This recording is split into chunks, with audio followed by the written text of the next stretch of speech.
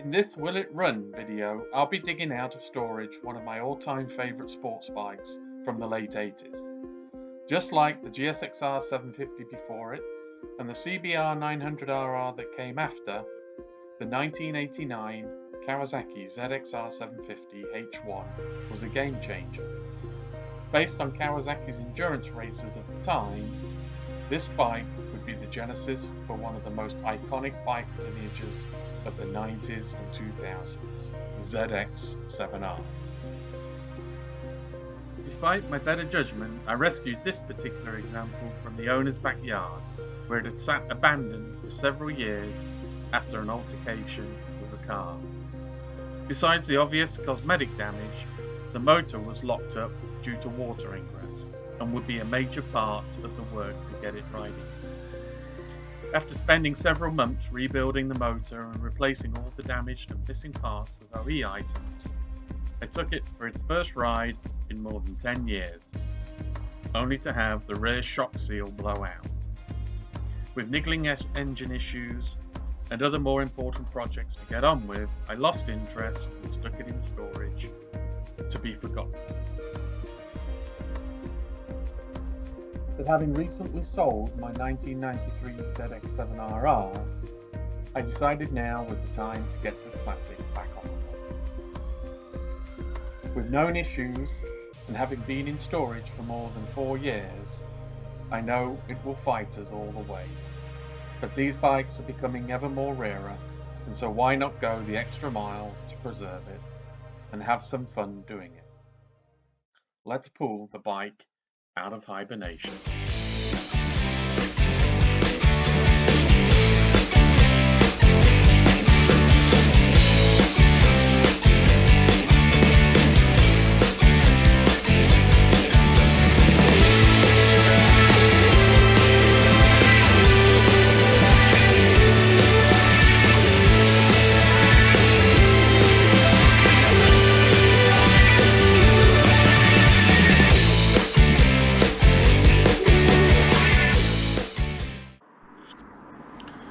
Yeah, so kind of going to go through the checklist of things I want to just run through on this before I try to start it up.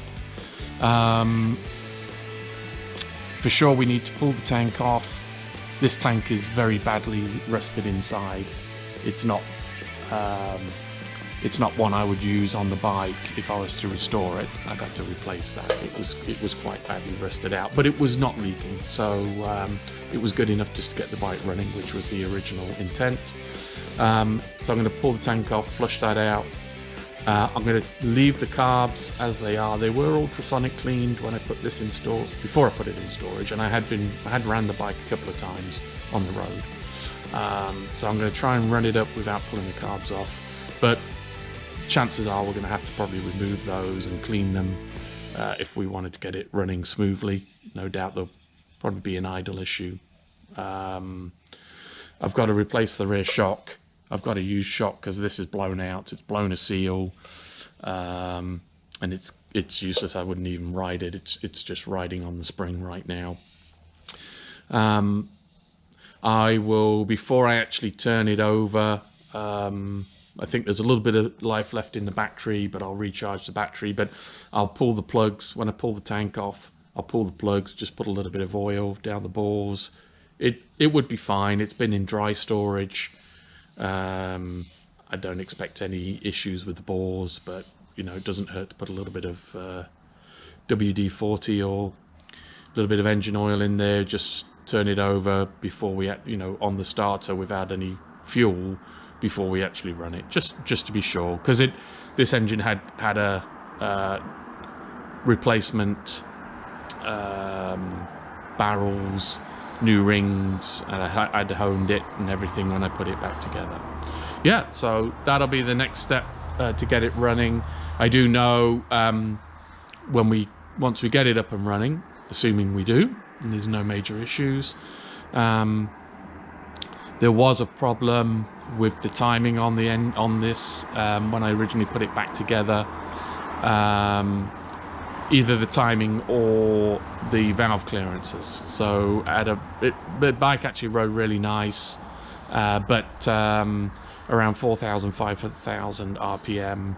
There was a little bit of what's called reverberation. So that's a little bit of blowback through the carbs, which is typically when you have an issue with the timing or valve clearances, and on the compression stroke, the inlet valve doesn't close at the right time, and it pushes some of the air fuel mixture back up through the carb and airbox. Actually pressurizes the airbox from the carb side. So that was an interesting issue that I noted when I got the bike running. But we'll that's something we'll address probably in a later video. I just want to right now see if I can get it running, make sure there's no major issues. But before we do that, and I pull anything off it, it was had mice living in it by the looks of it when it was in storage. I don't particularly want to work on it while it's covered in mice droppings. So yeah, let's get the bike out and give it a good clean and spray down.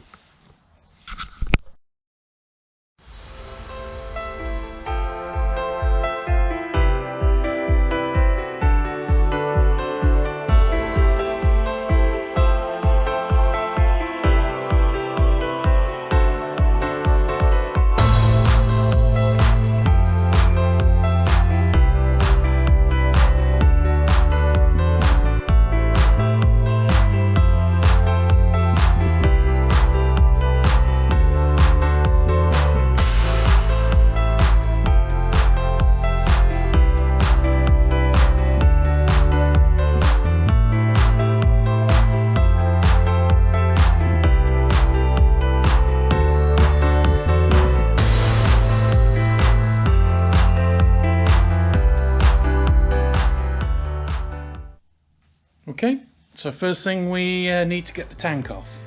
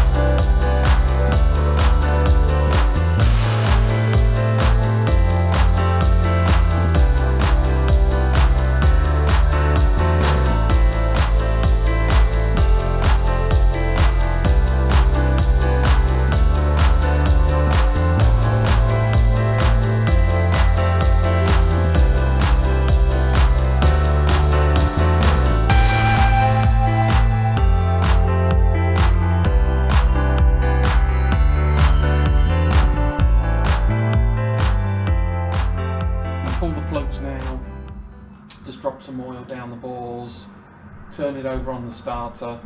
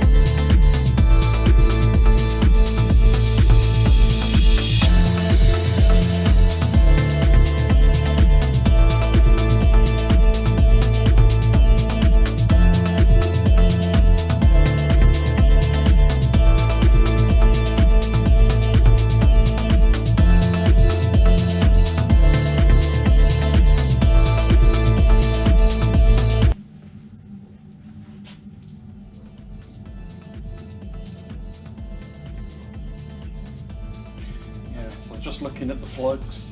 Bike is had been definitely running a little bit on the rich side, but not too bad.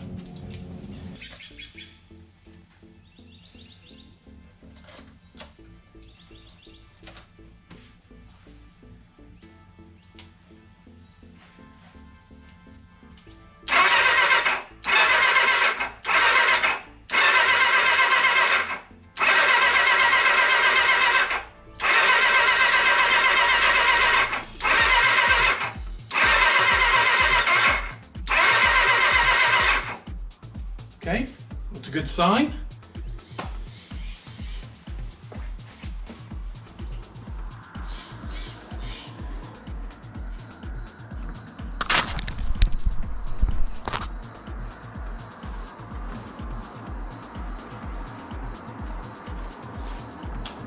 So we'll put the plugs back in. I'm pretty sure we've got spark. So it wouldn't hurt to check the spark right now. Save us having to pull the plugs back out again.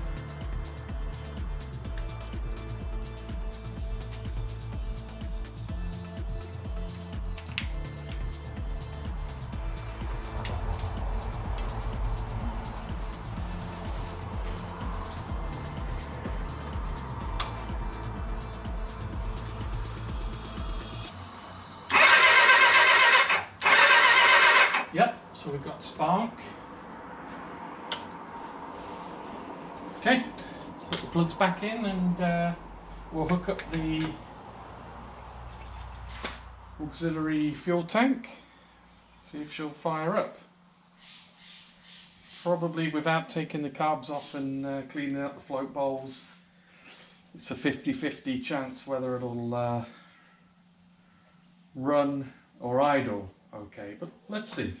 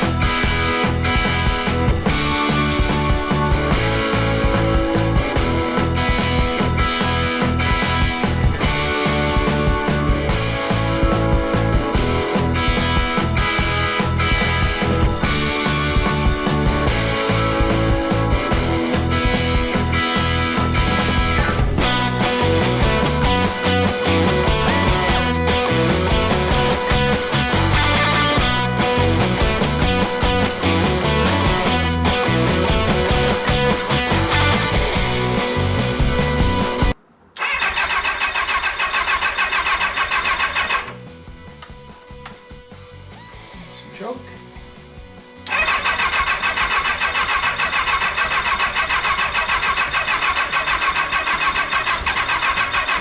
Oh, sign of life.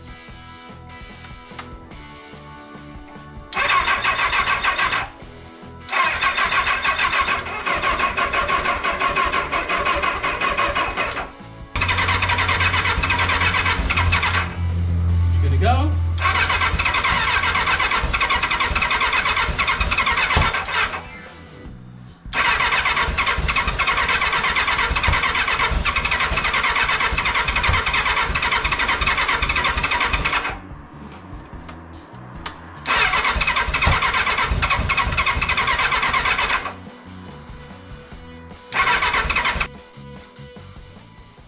Okay, so she wants to start, but yeah, it won't. So I'm going to take the airbox off, start diagnosing it. It could be fuel pump. I just want to check that.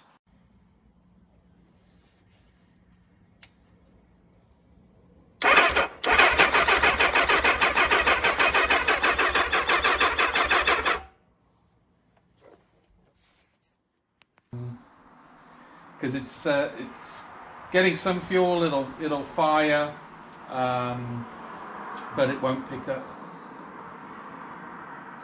So yeah, I'm going to drop the airbox off, check that the fuel is coming through.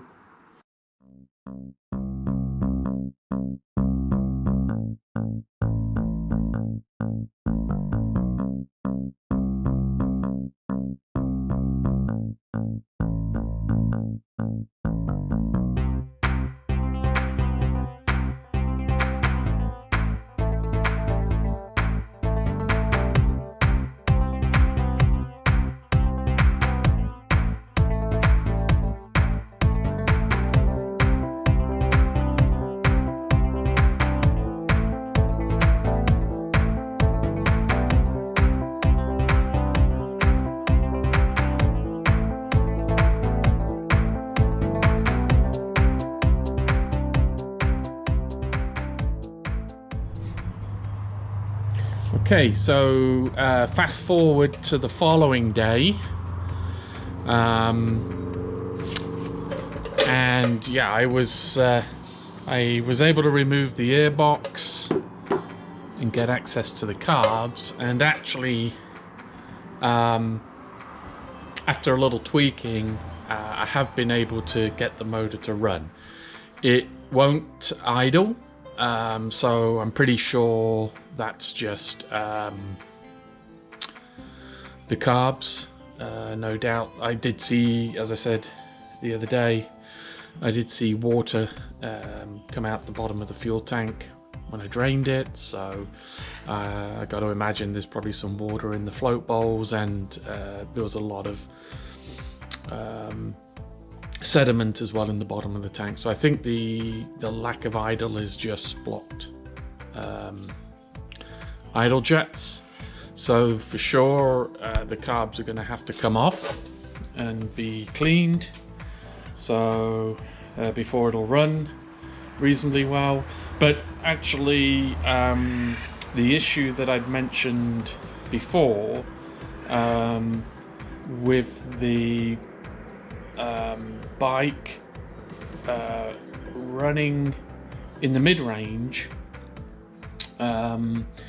it's got quite a strange characteristic where it kind of, best way to describe it is that it flutters. So it pulls, originally it pulled really nice up to around 4k, and then it had this fluttering effect, so it really wouldn't pull through the mid-range very cleanly. It was stuttering, it's probably the best word for it, up until about 6k, and then it would pull cleanly again pretty much from 6k all the way up to red line.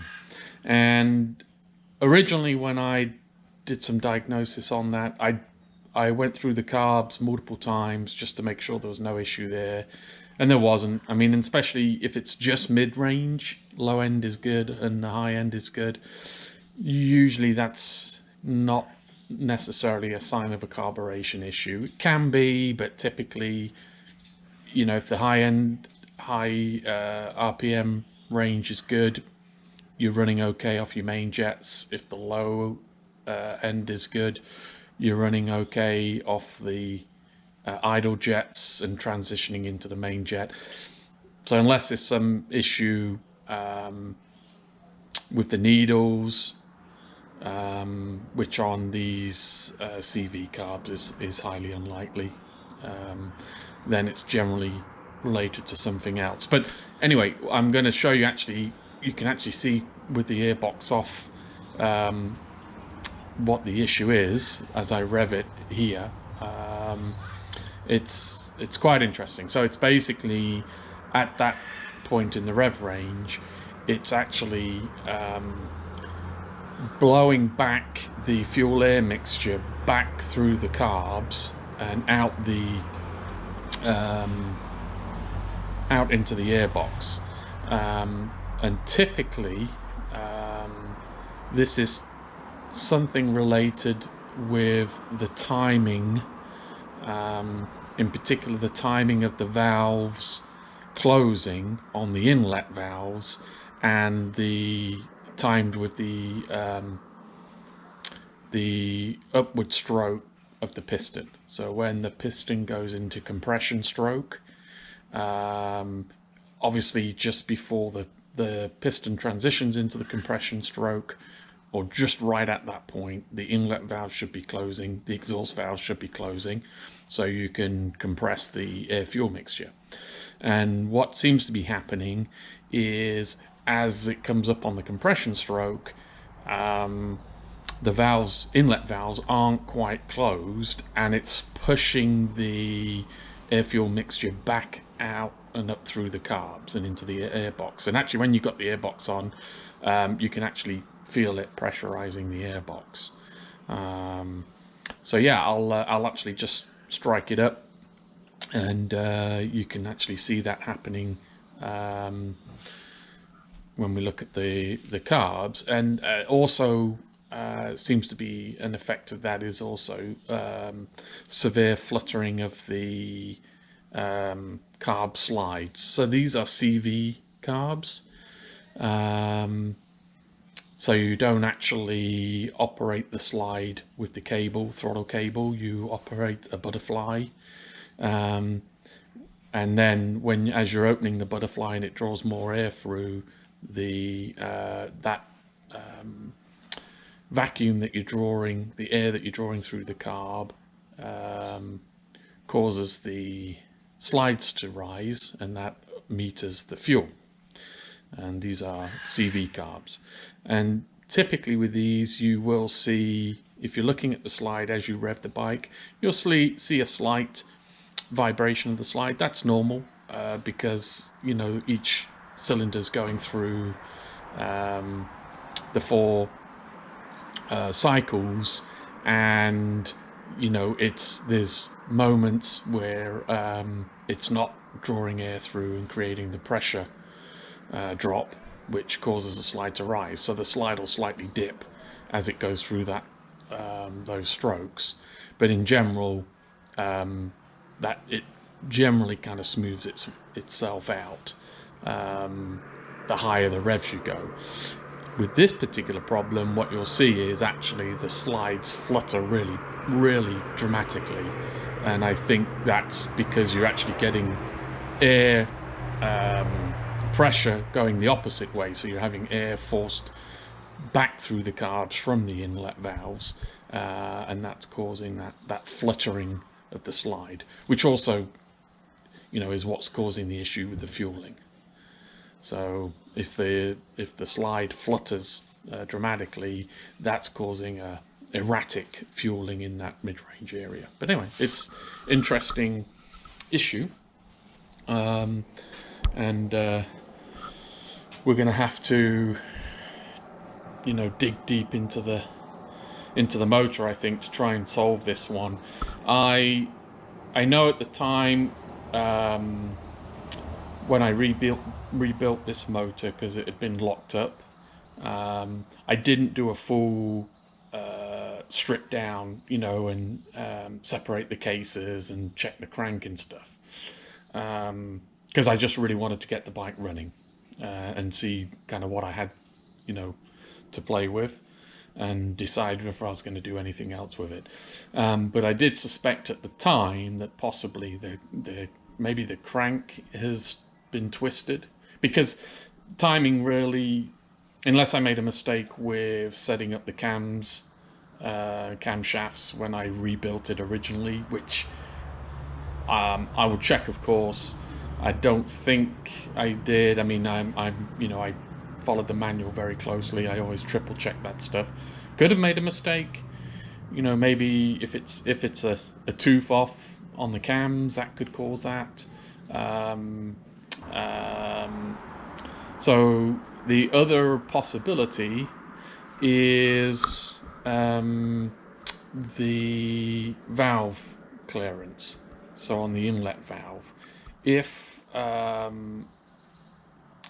it's got very tight clearances or no clearance, so that basically means that on the upstroke, on the compression stroke of the engine, the valve is actually either late closing because you know, the cam is on the valve longer than it should be if it's got a very tight clearance, or there's no clearance at all and the valve is actually, it's always slightly open, even in the at the top of the compression stroke.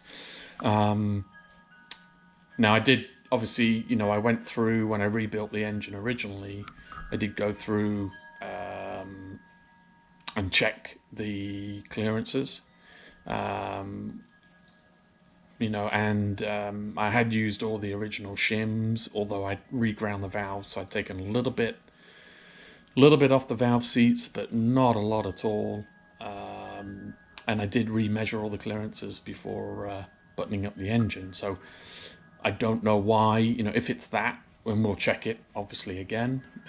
I don't know why it, you know, it was the case that the clearances were okay when we originally put the engine back together, but now they're not. But anyway, this is a very interesting issue to have to diagnose.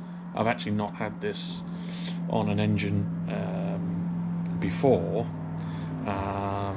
so I'm quite interested to work out what it is. Anyway, I'll just show you it, show you the issue, and yeah, then I think what we'll have to do is end the video here. We did get it running, so I guess in a way on the Will It Run video we were successful in that regard, but yeah, it's going to need a lot of TLC, I think, to actually get it to the point where it's running right. And that'll have to be now, I guess, another episode, another video that we'll have to do to cover that. But it could be quite an interesting one, because we'll have to strip everything off, all the fairings, take the head off, or it's the cam cover off, I should say, check all the timing again, all the crankshaft and camshaft timings, check the valve clearances. So that will probably be good content for another video. But yeah, so yeah, I'll just quickly show you it running, and then we'll end the video there.